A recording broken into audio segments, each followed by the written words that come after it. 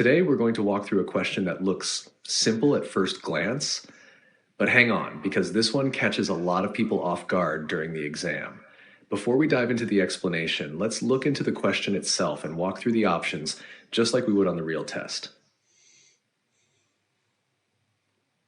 Here's the question. You want to unit test PySpark transformations while focusing on floating point numbers that may have minor precision differences. Which approach ensures meaningful comparison? Now let's read through the options. No answers yet, just the raw choices. A. Use assert data frame equal with tolerance options if available, or round numerical columns before comparison. B. Perform strict equality checks using assert data frame equal without rounding or tolerance. C. Convert data frame to strings and compare string representations directly. D. Ignore numerical columns entirely and only compare categorical columns. All right, now that we have the question and the options in front of us, let's start breaking this down together. So, you might be wondering, why is this even a question on the Databricks exam? Why would floating point precision matter when you're testing your PySpark code? And why does Databricks expect data engineers to know this? Well, here's the thing. In the real world, floating point values almost never behave perfectly. They're not exact numbers, they're approximations, tiny little distortions caused by how computers store decimal values in binary. And depending on the transformations you perform, aggregations, joins with arithmetic, user-defined functions, those tiny distortions can get amplified. That means when you're writing tests for PySpark pipelines, especially in environments like Databricks, where distributed computations can introduce additional nuance, trying to compare floating point numbers exactly is like trying to get two snowflakes to match perfectly under a microscope. It's just not going to happen. Now let's revisit the options with that in mind. Option A says use assert data frame equal with tolerance options if available or round numerical columns before comparison. Option B says perform strict equality checks with no tolerance. Option C says convert data frame values to strings and compare those. Option D says ignore numerical columns entirely. Now, this one's really interesting because you can almost feel the trap built into these choices. On the exam, Databricks loves testing whether you understand concepts that show up in real-world engineering work, and this is one of them. So let's walk through them. Option B might sound appealing if you're thinking in absolute terms. Equality is equality. But in floating point land, strict equality can fail even when your logic is perfectly correct. You'll run a transformation, get a number like 10.30000000001, and your expected result was 10.3. Boom, test fails even though your transformation works fine. That's why relying on strict equality is a recipe for unnecessary frustration. Option C, converting everything to strings. You might be tempted to try it thinking you're normalizing values. But here's the catch. Converting floating point numbers to strings doesn't fix floating point issues. It just compares the textual representation of the same slightly values. And beyond that, it introduces complexity and makes your tests harder to maintain. Option D, ignoring numerical columns. This one sounds almost absurd when you say it out loud, right? But believe it or not, I've seen engineers try this under pressure because they want to avoid flaky tests. The problem is, you're removing the very data you're supposed to be validating. That's like testing a car but skipping the engine inspection because it's too complicated. It completely defeats the purpose. Now we circle back to option A, and here's where things finally click. Using a tolerance or rounding your numerical values before comparing data frames is a well-established practice in PySpark testing, especially when dealing with floating point arithmetic. It allows you to check whether the transformation logic is correct without getting tripped up by meaningless microscopic differences. You're still validating correctness. You're still ensuring your pipeline produces the right results. You're just removing noise that comes from the way computers represent numbers internally. And from an exam perspective, this is exactly the kind of practical knowledge Databricks expects from a professional level data engineer. Someone who not only knows the tools, but also understands the mathematical and computational realities behind them. So what does this really mean for you? It means that in your tests and on this exam, you want to choose the solution that checks correctness without expecting impossible precision. You want to build tests that are meaningful, stable, and robust. And the only option that accomplishes that is option A. So yeah, option A is the right answer. Tolerance or controlled rounding gives you reliable comparisons. It makes your tests stronger, not weaker, and it reflects the way floating point values behave in distributed systems like Databricks. All right, let's wrap this up. If you're studying for the Databricks Certified Data Engineer Professional exam, expect several questions like this. Questions that test whether you understand real-world engineering constraints, not just textbook concepts.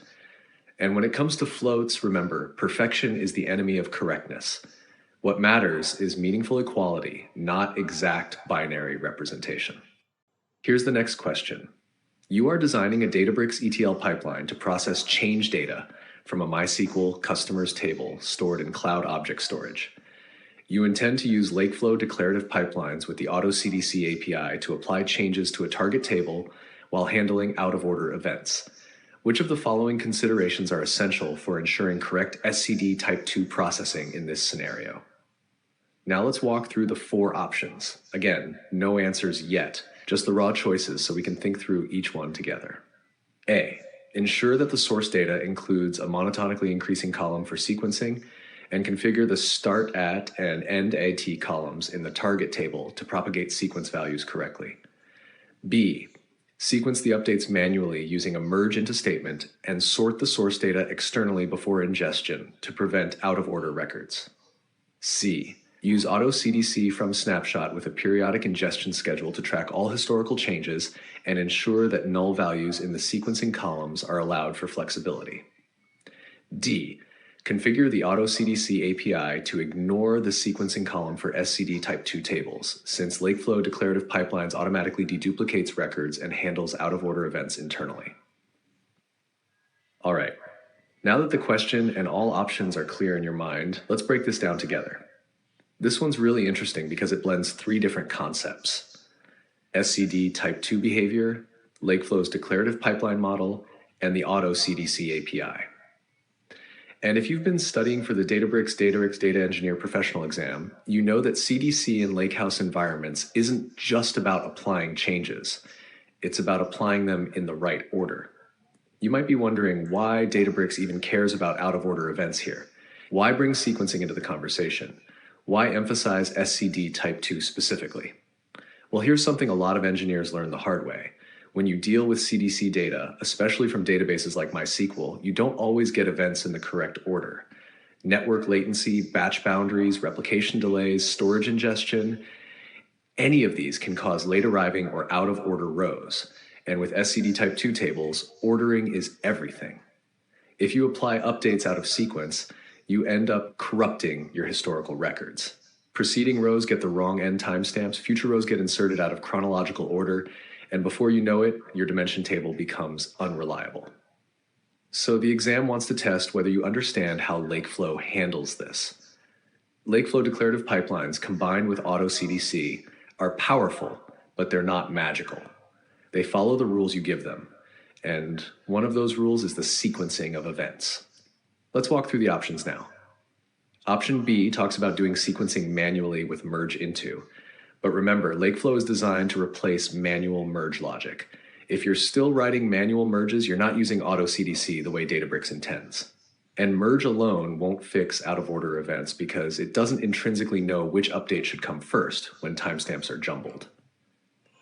Option C mentions AutoCDC from Snapshot and allowing null sequencing values. But AutoCDC from Snapshot isn't even meant for streaming or incremental changes. And null sequencing? That would completely break SCD Type 2 ordering. It's like removing timestamps from a diary and hoping you'll remember what happened when. Option D is another trap.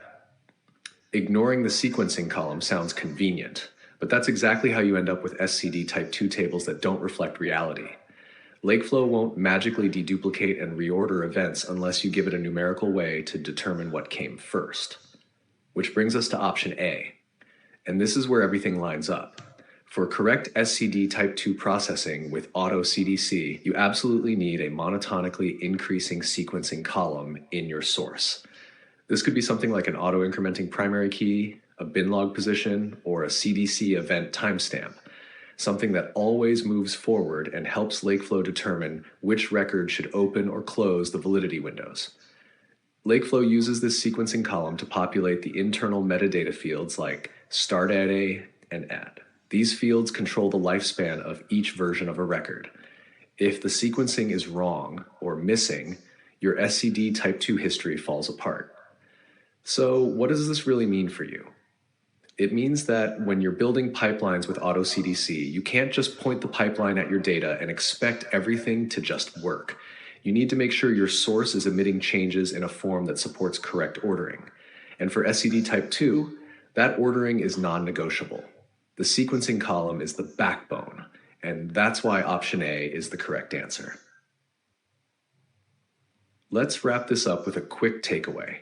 If you're preparing for the Databricks Certified Data Engineer Professional exam, remember that Databricks isn't just testing whether you know the API names. They're testing whether you understand how data behaves in real-world systems, whether you understand the importance of sequencing, ordering, and event time correctness, and whether you can design pipelines that preserve accurate historical records. When it comes to SCD Type 2 and AutoCDC, sequencing is king. And without it, even the most advanced pipeline will fail to deliver reliable history. Let's look into the 11th question. A data engineer wants to ensure no tasks in a streaming job are failing silently due to executor-level issues. Which combination of Spark UI and log resources should they use? Now let's walk through the options. Again, no answers yet, just the raw choices so you can think through them with me. A, task details, executors tab logs, and driver logs. B, completed batches section only. C, cluster logs plus system tables. D, streaming tab input rates only. E, combined task, executor driver cluster, and system table insights. All right, now that the question and all options are clear, let's break this down together. This question goes straight into one of the deepest troubleshooting challenges in streaming applications: silent executor failures. These are tricky. They don't stop the job. They don't always throw big visible exceptions, but they can completely corrupt your processing if you're not paying attention. You might be wondering, why does Spark even allow this? Shouldn't it surface every failure? Well, here's the thing. Spark does surface failures, but executor-level ones can be subtle. Executors may crash and restart automatically. Tasks may fail once but succeed on retry. And in a structured streaming job, retries often happen quietly in the background. So the pipeline keeps running, even if something serious is happening internally. That's why you need visibility at multiple levels, not just the high-level streaming metrics. So let's walk through the options now. Option B says use the completed batches section only. Now, that section is great for understanding throughput, how many records you processed, how long batches took, but it tells you nothing about internal task failures. You could have tasks retrying constantly and still see all batches marked as completed. Option D suggests relying on the streaming tab input rates. Again, high input rates don't mean executors aren't failing. Input rate only tells you how much data you're receiving, not whether your tasks are actually running cleanly. Then there's option C, cluster logs plus system tables. These are useful for overall cluster health. System tables are fantastic for monitoring streaming queries and resource usage. Cluster logs help diagnose infrastructure-level problems like node restarts or network instability. But neither of these alone will catch the subtle executor-level task failures that Spark may silently retry. So what does that leave us? Option A is the classic Spark debugging trio: task details, executors tab logs, and driver logs. And honestly, these three are the core of most Spark troubleshooting. Task details show retries, failures, and exceptions. Executor logs expose internal JVM crashes, OM errors, and silent executor restarts. And driver logs tell you if Spark encountered issues planning the DAG or orchestrating tasks. But we also have option E. This one is interesting because it combines everything: task metrics, executor logs, driver logs, cluster logs, and system table insights. It's the most comprehensive approach, and in real production environments, this is exactly the level of coverage you want. If you truly want to make sure you're not missing silent failures, looking across all these layers gives you the full picture. Now, picture this diagram on screen. It's a schematic of a streaming pipeline with data flowing through nodes, and right in the middle, a warning sign marks where silent task failures hide in the executors. Around it, labels point to task details, executors tab logs, driver logs, cluster logs, and system tables. Each label explains its visibility. Task details offer basic metrics, executor logs show some executor-level issues, driver logs give high-level insights, cluster logs cover cluster-wide issues, and system tables might reveal deadlocks. Together, they show why multi-layer visibility is key to catching those hidden failures. So what does this really mean for you? It means the exam isn't just testing whether you know where the buttons are in the Spark UI. It's testing whether you understand the layers of visibility required to monitor a production streaming system.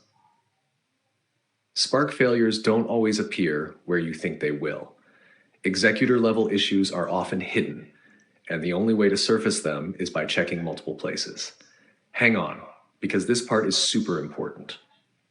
In real-world streaming pipelines, silent failures are often the cause of data inconsistencies, delayed processing, or unexpected output.